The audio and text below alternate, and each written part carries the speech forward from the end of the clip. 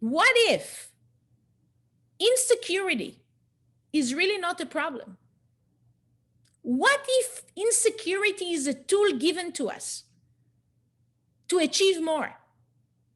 Is it possible to be confident and insecure in the same time? Maybe they belong together. So you need to become a victim to your insecurity? Is that what life is about? So let's sort it out. So the first thing that we know is our inner critic. What's the inner critic?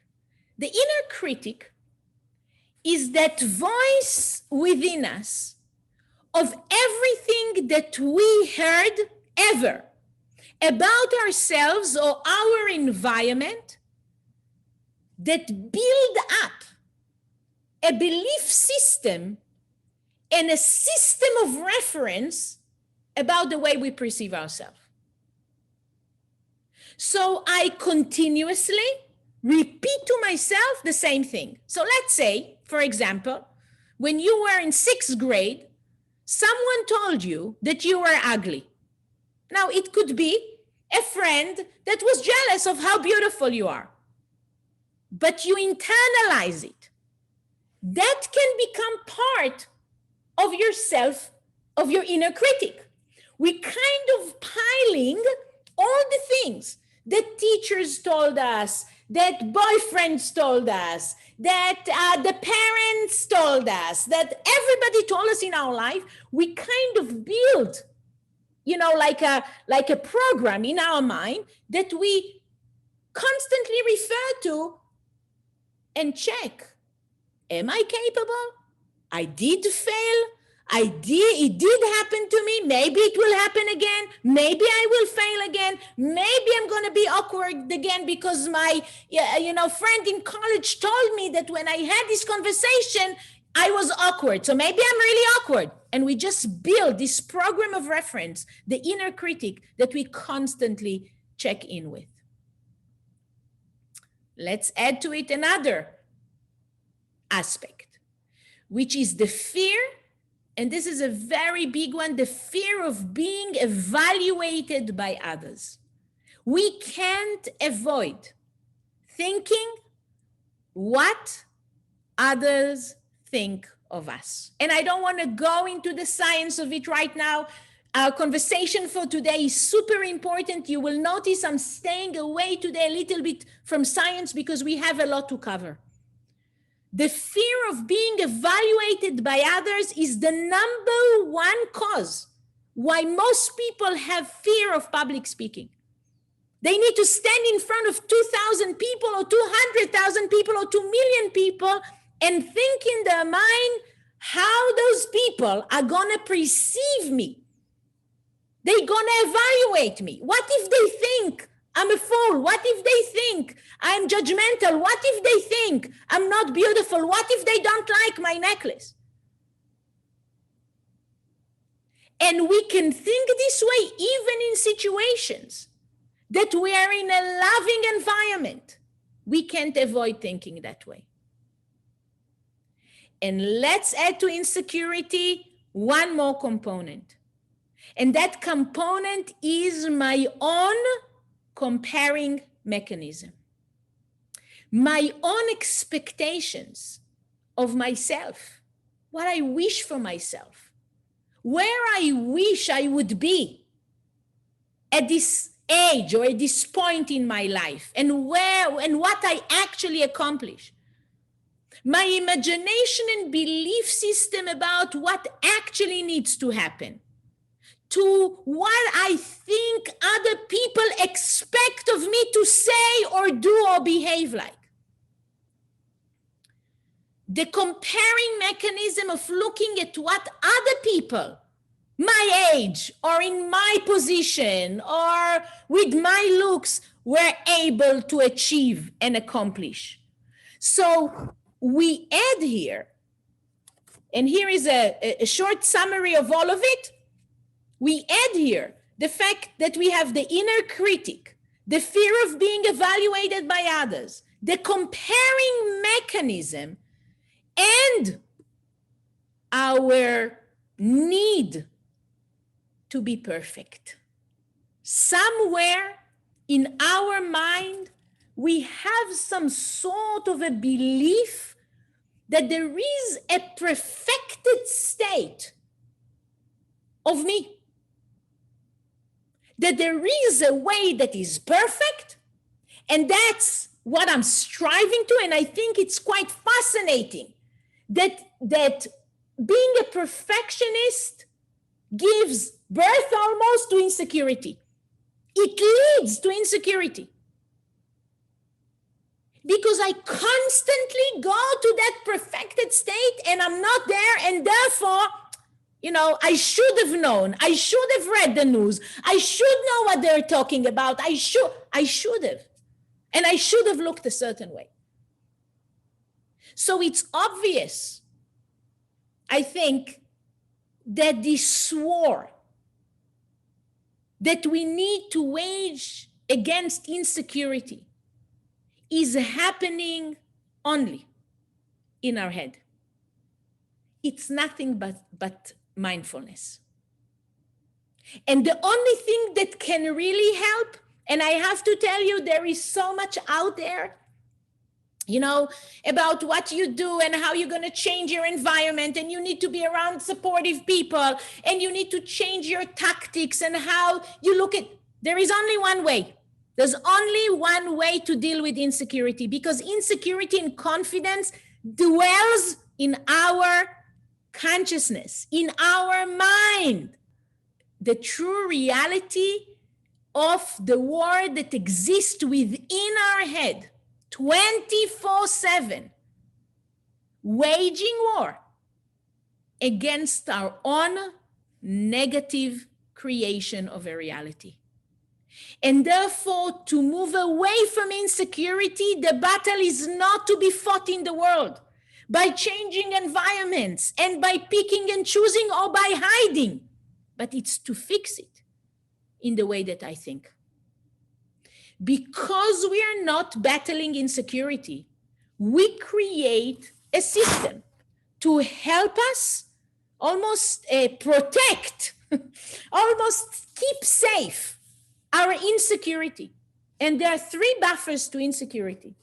The first buffer is obsessing. What does it mean, obsessing? It means that when a person is insecure in terms of what he knows, he obsessively going to read 5 newspapers every day. He's going to enroll himself in more and more and more and more classes. He's going to investigate every person that he finds along the way, right? If a person is insecure about their looks, they're going to over-exercise, and they're going to reduce the number of calories that they're eating, and they're going to stand in front of the mirror and do all the treatments that they can possibly take and plastic surgeries. They are going to obsess over it as a buffer for the insecurity. The second option is degrading. Meaning what? I dismiss it altogether, meaning I'm insecure about the way I look, and I say, you know what? The way you look is not important at all. People who care about it are fools. I don't want these people to be my friend because they're so shallow. I'm actually taking this concept and degrading it, making it unimportant completely, that I disassociate myself from the concept, and I become, and I look even worse than before. I stay away from people that keep themselves looking okay. I create a belief system around it that I don't have to deal with it. And the third one, there is a typo here. It's abstaining. Abstaining means the reality in which I don't deal with it at all. I don't deal with people that are successful because I feel like a failure. Abstaining means I disconnect from people in general. I stay away from other people. It can lead to really, really sad and depressing realities. But what we do, and I think this is the most important piece, is that we unnaturally deal with the insecurity in ways that actually create fixation. The situation becomes a fixed reality. So when I'm obsessing or degrading or abstaining, the reality of insecurity does not change.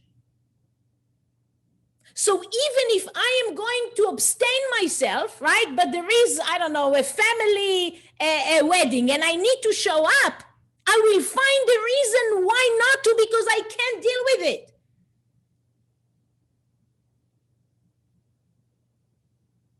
And it would look to me as if it's a real reason. I would not recognize anymore that it's my insecurity. So these three ways are not solving insecurity, and that's the reason why it shows in studies that it would lead to aggressiveness, it would lead to anxiety, it would lead to depression. So although you found a mechanism to deal with it, it doesn't lift your spirit. It doesn't make you better. We realize that some form, some dimension of uncertainty in my ability that we translate to insecurity is essential to balance in this world. We learn in spirituality that there are two things that actually the sages refer to as providing us with confidence. The first one is physical, right? As usual, it's comprised from two aspects, physical and spiritual. In the physical aspect, it's connected to matter. Basically, what we feel, we own, right? And please pay attention to the fact that I wrote here what we feel we own. We'll go back to it in a second. What we feel we own, it's like, the fact that I own my house. People want to own. Maybe if you're a millennial, it's a little bit different, right? You rather rent. But in general, people want to own property. It's my property. It's my car. I have a watch collection. It's my shoes. I have investment, my portfolio, my bonds, my experience, I own it, my family. We refer to our children as my kids, my title, right? Try to call a doctor by his name. I am Dr., right? You need to refer to him, Dr. Smith. The second aspect that makes us feel confident is what we know, what we feel we know, meaning it's the access to our control board, to our mind. You see these two words that I said, feel that you own and feel that you know? The sages add a dimension to this.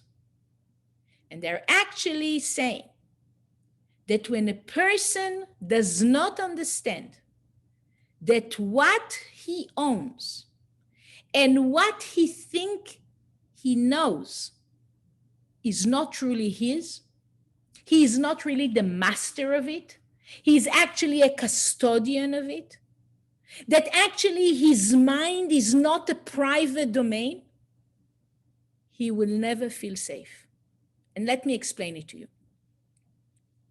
When we look at matter, it's easy to understand. Today I own it, tomorrow I'm not. I invested 200,000 and I'm left with 50,000. Okay, it's clear, right? Somehow possessions transfer from one hand to another. Today I own it, tomorrow morning somebody else will have it. All right, easy to understand.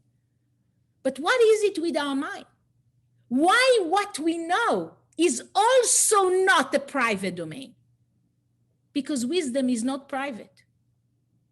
Because inspiration is not private. Because ideas are not private. If you had an idea and you didn't act on that idea, Someone in the other end of the world in New Zealand is going to wake up tomorrow morning and going to pursue the same idea that you had in New York.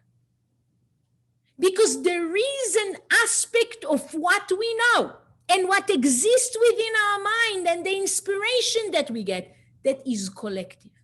In a way, insecurity will be driven by the fact that I believe it belongs and comes from me. There is a partnership here with the divine, with the collective, with nature, with humanity. Not everything is because of me, even if I own it, even if it's mine. Somebody help me get there. Meaning my security can emanate from the fact that I am aware of the good that exists within me. My talent, my success, all the beautiful things that exist within me, but not in a way that contradicts the awareness to our objective limitation and our place in the world. Confidence is the ability to know that I'm possibly going to make a mistake. But so what? In its essence, confidence emanates from my ability to take responsibility for effort, knowing and owning not being perfect.